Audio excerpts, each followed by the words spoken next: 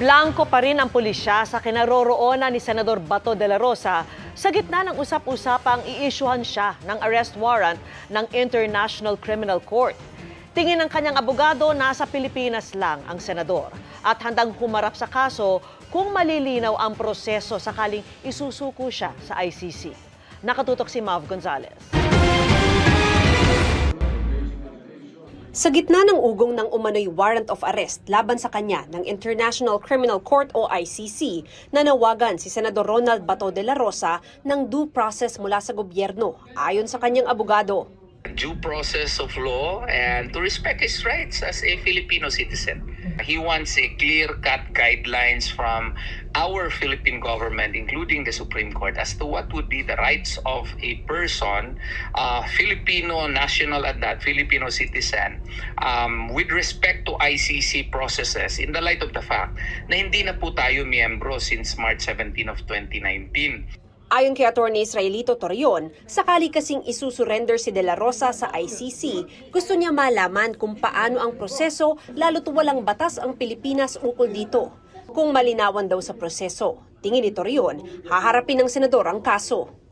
That is a question to be answered by him, but presumably yes, if the judicial processes would be clarified, no, as to what would be his rights if he would be surrendered. Kasi surrender and extradition, wala tayong batas, wala tayong IRR on surrender. Bakit mo dakpin?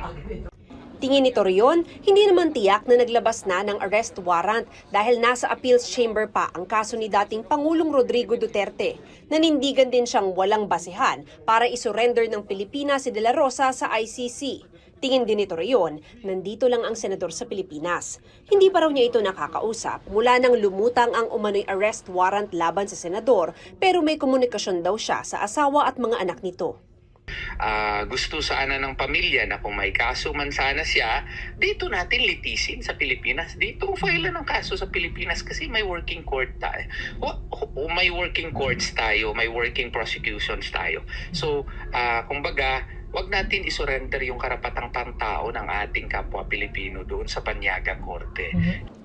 Inotoriza na rin daw siya ng pamilya na kumuha ng abogado sa ICC kung sakaling magtuloy ang kaso. Sa ngayon, walang ideya ang Philippine National Police kung nasaan ang kanilang dating hepe.